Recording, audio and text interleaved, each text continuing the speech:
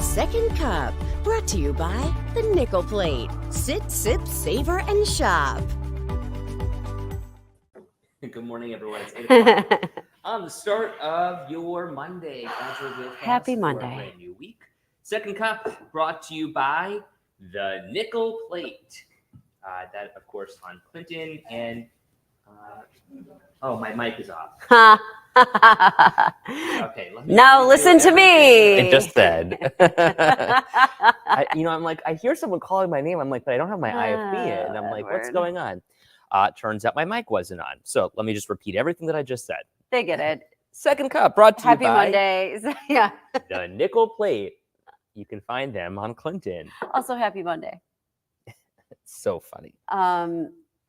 I think actually you did a good job matching today, by the way. Thank you. Well, so Katie texted me this morning. She's like a little darker than powder blue. So I'm like, okay. Yeah, it's got a powder blue hint to it. It really does. It doesn't look. It looks darker here. But I'm like, oh, I think I have that color. So I did. I think I did a pretty good job matching too. Let's see. Honestly, once you put them next to each other on TV, it looks even better. Love it. Well, so I met somebody over the weekend. And I was in Wegmans. You met somebody over the weekend? Yes. No. Sounds fancy. Actually, it was Lou Chaleli's aunt. So I may have met her before too. Yeah, I can't think. Aunt D. I think I have met her before. It was at Wegmans. So Lou is one of our photographers. She's been here for a long time. And he is adorable. I am 99% sure I've met this woman too. I'm sure you have. Yeah. Well, so she comes up. She's like, I love how you match your tie with that girl's shirt. That girl. Dang. But it's true. You're the first person I talk to in the morning. I roll out of bed. I was so comfortable this morning. Scratch my eyes, and I'm like, okay, let me gear up for the day. But really, you're the first person I talk to. And I like it like that. Sometimes. I was trying to be so quiet today when I got up and then I sneezed. Whoops. And then Paul was like, "Ah!" And I was like, "Morning." Sucker. Whoops, sorry. So funny. Did you have a good weekend? Yeah, a pretty quiet weekend. I finished my book. Oh, good. It wasn't my favorite. Okay. You know how you're reading a book and you're like, "Oh, okay." Mm-hmm. You're into it? Then this got a little way too unrealistic for me. And I was like, Don't like that. Yeah, I didn't like that. Mm-hmm. But whatever. Finished my book, so that was exciting. When I met my friends, went on a little boat ride. That was lovely. Nice night for it Saturday. I mean, it's like summer. I know, it's amazing. You were on a boat ride last night. Went for a boat ride yesterday during the day. Had dinner with my neighbors last night. They are just the nicest people in the entire world. Mm-hmm. And we had a family barbecue, a family party on Saturday. That was a long day, but it was super fun. We were at Russ's parents' house. And, so Russ's dad has... 4 other brothers and sisters. And big family. Yeah. So there were about 30, 40 people there. And it was super fun because all the kids are playing outside and, the kids are growing up, and it's nice to be able to spend some time with them before they kind of hit those phases where they're like, we don't need you, Uncle Ed. So I was telling Ed that I got into my friend's car to go get on the boat with them, and her 3-year-old was in the back. And this tells you guys how much fun I am. He took one look at me and goes, "Uncle Paul not coming?" And I was like, no, he's not coming. You've got me. And I'm a lot of fun. Jacqueline, good morning. Am I drinking Propel water? That's my favorite kind of water. Yes, I am. It's all that was upstairs. I'm usually a smart water kind of guy. Yeah. This one's berry. It's okay. It taste extra sweet? Not really, but I'm trying to see if there's like aspartame or oh yeah, okay, here's the sorbate. Let me tell you what I've gotten really into lately. Peach iced tea. Ooh. I never really Arizona iced tea? The Crystallite I've been getting. I've never been a big iced tea person. And then we visited my in-laws last weekend and they had iced tea. And I was kind of in the mood for something that wasn't water. So I was like, oh, I'll give the iced tea a shot. And they had I think they had lemon iced tea. Then I went to the store because I kind of got into it and I saw peach iced tea. Ooh. It's so good. I love peach iced tea. It's a little bit sweet. I can't put the whole, they pour little like Yeah. individuals. It's a little too much. Well, So I told you I forgot my water bottle this morning, and like I feel a little naked, and it's a big water bottle. We'll finish 40 that, and then you ounces. can refill it Yeah. with regular water, and then it'll be the perfect amount of sweetness because it has like a little bit left over. Shonda says, "May I recommend the peach high noon?" Ah, yes, Shonda, you may. Is that I've sampled it. is that a tea drink, or is No, that? it's a peach high noon. Oh, duh, of course. Yes, That I have had. you've sampled them too. Yeah, several of them, several times. Is it the high noons that they also do tequila? Yes. Yeah. Also very good. I like actually the prefer the tequila. tequila better than the vodka. I don't mind the vodka ones. The peach is good. I'm trying to think of which ones I like. I'm not really sure. Paul picks them up sometimes in their little 4-packs. But peach is a good flavor. I like a good peach flavor. Shirley says, "I love the Crystallite Peach iced tea." Jason says, "I that's love what the it peach is. iced tea." It's so good. Peter went to the Curtain Up after party. Stopped at Bijou for the first time. Had a hair Cosmo. Ooh. Okay. Jeff Baker says, "Add some vodka to that peach tea." Well, Sounds really good. It sounds very good. do you know what I love? What?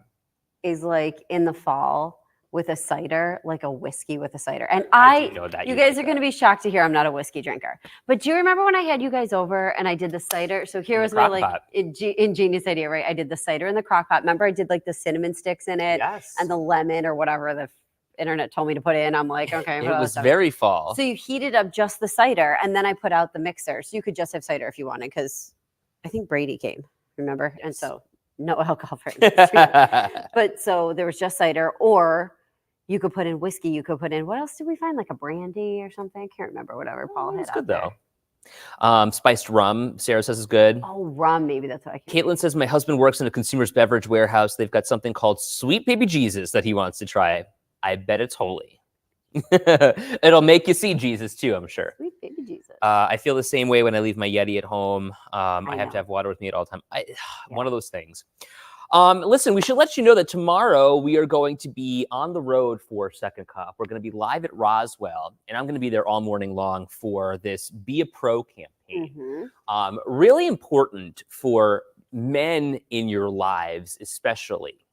Once they hit a certain age, 40 years old, Okay. you're being told to get a prostate exam. This is like the mammogram for men. Right. Right? Except it's just the opposite end. So It's totally not an important thing that you had to say just well, then. I mean, like, But thank you. We get it. so here's a QR code. You can take out your phone right now, and you can scan the QR code. I'll do this right now. It'll take you to roswellpark.org. This will help you sign up to get your prostate exam. So you sign up through Roswell. It's not that you're getting the appointment done or the exam done tomorrow. No. It is simply that you are signing up to get it done. So if it's like the mammograms, because I've had mammogram done at Roswell before, when you do the sign up, they take your info and then they contact you Correct. and set up a time, which is very helpful. So this is super important. Here's why. Because there are significant risk factors, especially for men in lower income minority communities. So if you're an African American, you're an Ashkenazi Jew, you have familial history of prostate cancer, or you're hitting that age where it's just kind of like time to get that stuff done.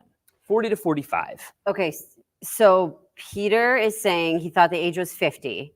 Now, here's the thing. You're saying 40 to, basically the internet, and this is the internet, I'm no doctor, says, yeah, if you're high risk or you have a risk, 40. Like average risk, 50. Okay, so who is eligible? This is on Roswell's website. So I'm going based on what Roswell says, Peter. Men age 45 to 69 or men age 40 to 69 and fit any of those risk categories. If you've got one of those risk categories. Right. Barbara, thank you for supporting Roswell. I was at Saddle Up for Roswell in Gasport on Saturday. Sounds great. Listen to what Denise said. My dad is 80 years old. He had it and beat it. It's super curable. Yeah. I like this. Let's call it a manogram. I love that. That's funny, Jeff Baker. It's a manogram. It's true. That's funny. So Jeff Russo. And that might help you. Do you know what I mean? Yeah, absolutely. Put it You're in your thinking head. about it. Jeff Russo actually went down to get a prostate exam, and he's going to show us A manogram, if a you will. manogram. Yes. I was telling Katie goes, well, how do you know what's the exam? Is it a little scope? I'm like, no. Well, because I was picturing a mammogram, which is like scans, but it's not that. It's not a scan. Don't worry, It is Ed explained it all to me. digital rectal exam, a DRE. So you're thinking digital, you're like, oh, it's just like a little scope or something, or they, take some readings. No, it is a digit. Hand. And they take one of their digits and they just quickly swipe. You have to sit And in and out. It takes 2 seconds. It's painless. And they do blood work too, They do blood work, and they will be able to help you in the event that your prostate like, is a little big. Guys, just go get this stuff done. Yeah. Like, it's not, listen, it's not the best thing in the world. Like, nobody wants to take time out of their day to go do so, but guess what? It could potentially save your life. Just go get it done. Connie wondering, why does it stop at 69? Connie, we're going to have a live interview tomorrow morning, and you will be able to have that question answered then. That's a good idea. Anita says TMI, but Anita, see, that's the problem. It's that we're not talking about it. Yeah, just go get it done. Not too much information if it's saving lives. So if we're open and honest and having the conversation about the realities together, like we could talk about breasts going through a machine. And same with like colon cancer too. Right. Because do you remember like the ages of people getting colon cancer is getting younger and younger. And those are some of the things too, where like people will see different risk factors and kind of ignore. Mm-hmm. Like we're talking blood in your stool, things like this. People kind of like put this stuff to the side. Talk to your doctor about this stuff and see if they have suggestions for you. Right. Anita says, my description was too much information. You know what, though? You got to get over it, Anita, because it's the truth, it's reality, and I'm not going to lie, because I heard digital and I thought computer. Thank you. Well, because I thought like scan. Right. Which is why it's important. Digital. Yeah. And but Amanda then when says, I heard blood test also, I was like, oh. These conversations are so important. So we're going to be live there all morning tomorrow. And then we'll be with some folks, some experts for second. That's a good question that Danielle had. Wonder why they can't do it at the same time as your colonoscopy. Huh. Yeah, I don't know. Maybe that's a question for tomorrow. Yeah, that's a great point. I don't know that Is someone joining us live for Second Cup? Yes. Okay, perfect. Guys, save your questions. Great news. You're going to have people who can actually answer all these questions tomorrow. Caitlin says, I learned recently that most people don't recognize strokes and that most people just try to sleep it off instead of getting help. Strokes. Interesting. It's all these things that become more and more common, like as you get older and you have more experiences with more people, like you see this stuff happening. So like I am all for, yes, if we can talk about it and get people to understand it, I think that's a lot better. Cheryl says, so is it two different things, talking about prostate exams and colonoscopies? Yes, they are two different things. And tomorrow is focused on prostate cancer. Right. Barbara Although says, I strongly doubt that if we said something to the person who's visiting us tomorrow about colon cancer, they wouldn't have something to say about Oh, absolutely. I feel like, yeah. Barbara says, when it comes to your health, there's no such thing as TMI. Knowledge saves lives. It certainly does. So we're doing that tomorrow. We'll have an expert with us tomorrow.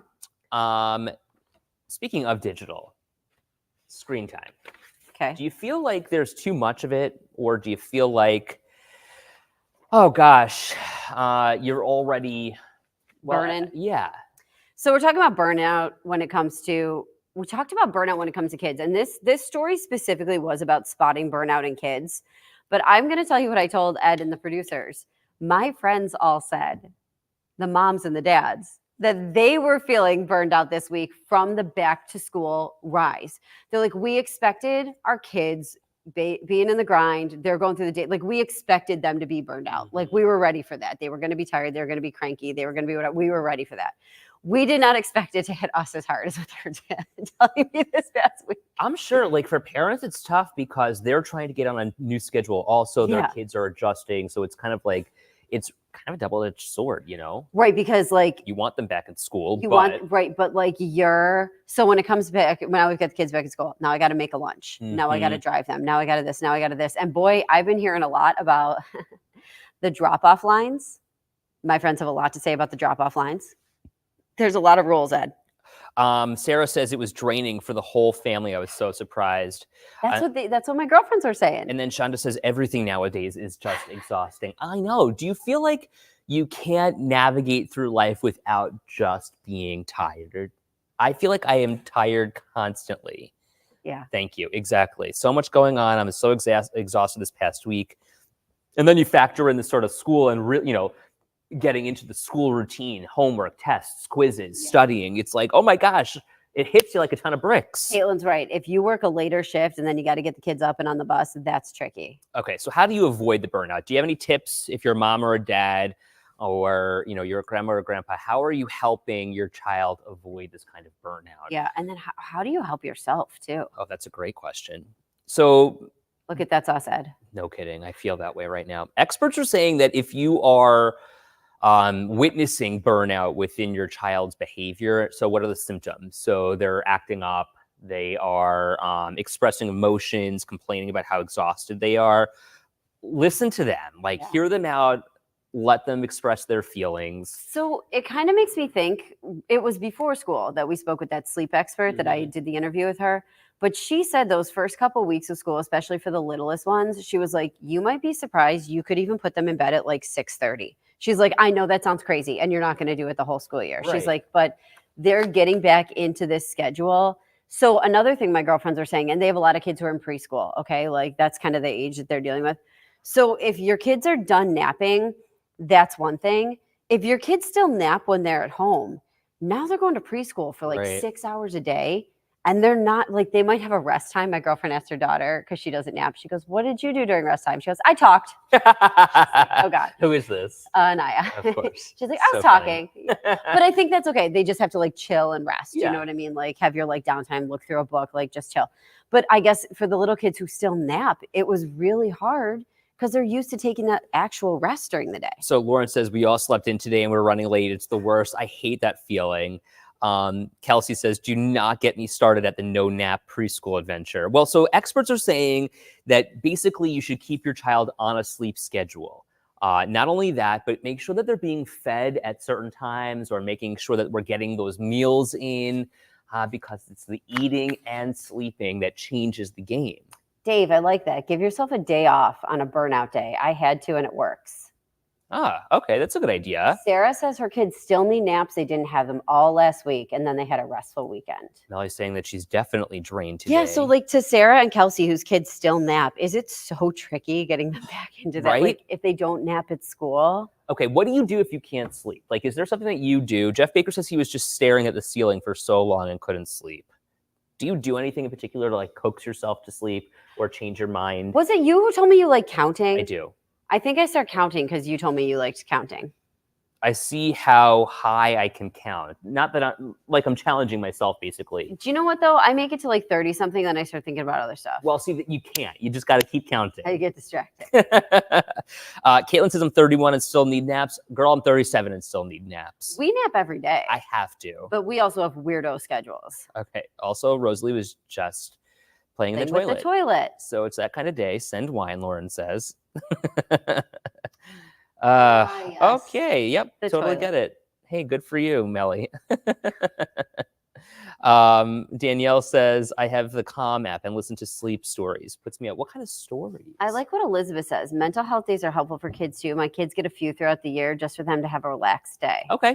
Now, is that something that the school is having you do, or is that something that you've noticed, Elizabeth, is important for your children? Yeah, let us know.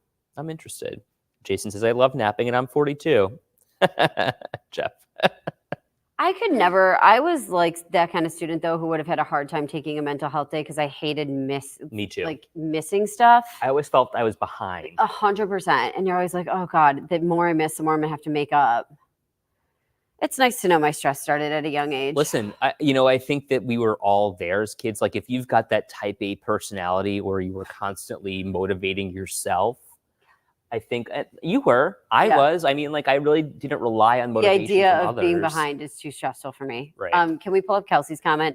I'll get you a recording of one of my husband's hunting stories. That puts me right out. Is this while he's dreaming and talking in his sleep, or no, what? He's probably just like coming back and telling her the most boring hunting story ever, and she's like, "Oh, you don't say." Honey. My God, Paul can tell a story sometimes too. Gosh, when he really starts going, I'm like, Elizabeth says about the mental health days. No, it's an absence at them at school for them, but I feel like they need it. Yeah, and that's fair because, like, let's be real. You know better than the school sometimes. Like, my kids need just like a minute here. Kathy says, get up 1 to 2 hours earlier. Maybe by bedtime, you'll be really tired. That works for me. But 1 to we're 2 already hours. Oh, getting God, up so early.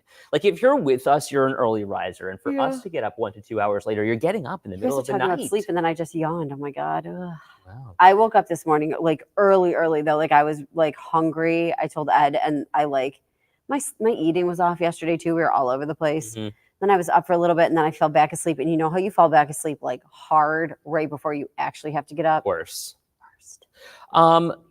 So okay, I like this from Paula. I have Alexa play lullaby music. I set the timer for 8 minutes and never hear it turn off. Barbara's routine has been told to me by other people too, that you get in the bed and you start relaxing. Actually, the person who I talked to, I think, went from your head down, but she goes from your toes up. Either way, like however you're doing it, like you have to like picture yourself like going through all these relaxed things. My problem is, again, like the counting, I get to about here and I'm like, I wonder what I should wear tomorrow. They also said that you should imagine yourself in water.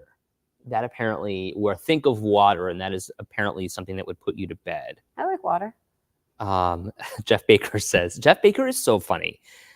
There were a few customers yesterday who were so close to getting an involuntary nap. Love that for you. Slash not. Do you want to talk too? Because I'd love to talk about this one story really Right. quick. The parents and the grades. Oh yeah, that's a good one. Go Okay, for it. so just gonna switch gears one last time here with you guys. Okay, when your kids go to college, and I know we've got parents of younger kids, we've got some parents of older kids here too, though. When they're college age, do you think you should have access to their grades? Now, some kids are just going to share. Right. That's the kind of kids that they are. Others are not. We know that there's kids like that out there. How about even if you're paying, even if you're the parent and you signed off on student loans or you're paying, unless your kids give you access, you don't have access to their grades. I mean, they're 18, right? Okay, so they're adults. But what do you think about that? You didn't mind it. I don't mind it because I think, as I said this morning, this is kind of a time where it's make or break for students, right? Like we are of a certain age where it is now incumbent upon ourselves to make decisions. Whether you are failing a class, then okay, make a change. How are you going to do that? Like you have to make the plan. As you know, a perceived adult, you might be over the age of 18. See, I'm on the other side. I want to know. I would hope my kids would tell me, Right. But especially with Kelsey, if I'm paying for it, I want to know. And I just think that's not fair. If I co-sign for your loans and you're going to school, I better have access to knowing that you're doing okay. Like I don't need you to get all A's. I expect it, but I don't need you to. How much fun am I going to be? But really, like, you know what I mean? I just want to know that my money's not going to waste. Right. And I want to see that before it does. Mhm. Like before you tanked the first semester, I'd like a heads up. It's interesting though, because again, like you are supposed to be an adult. So what is the teacher supposed to do? Call home? You might be 12 hours away. No, or I you just might- want the ability to access it online and be like, oop, oh, we're hovering around a D here. Right. That's no darn good. That's Oh, damn poor. that's no dang good. So we have to have a conversation about that. Kim says, my grandson is 17, started college this September. And yes, my daughter gets his grades. Now I wonder if that's because he's 17. Great point.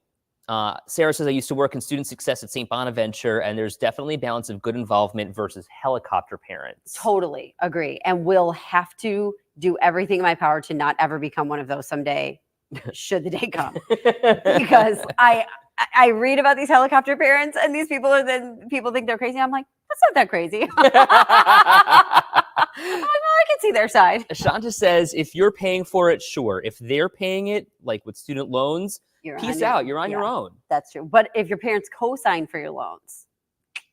Debbie says, my daughter signed a paper at St. Bonaventure to allow me to get her grades. Yes, we paid her education. That's a good option. Mm-hmm. So if you hit the parents and the students with that right off the bat and you're like, here, can your mom and dad see your grade? You know what? If nothing else, it forces that conversation. So here's my point, and Elizabeth is kind of seemingly with me. We want them to be adults. We have to let them have the same privacy we expect. And I feel like it is important to allow them to grow without the pressure of, you know, that hammer coming down. Like, you know what the reality is if you do not do well in school, right? Like, you've just gone through 12 years of this.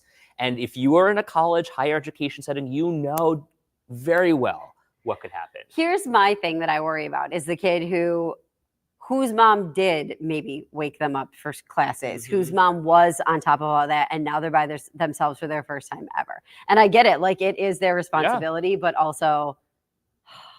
So Sarah says that's a funny balance because not everyone's parents can afford, but maybe you still need the support. GMA just had some really cool Buffalo Bills. If you have GMA in the background, game day apparel on right now. Yeah, that is from pretty Abercrombie, no less. There, look. Oh yeah. Isn't that cool? And then Lori says, true, Ed, but if they're blowing money you sign for, you have the right to know. Right. Yeah.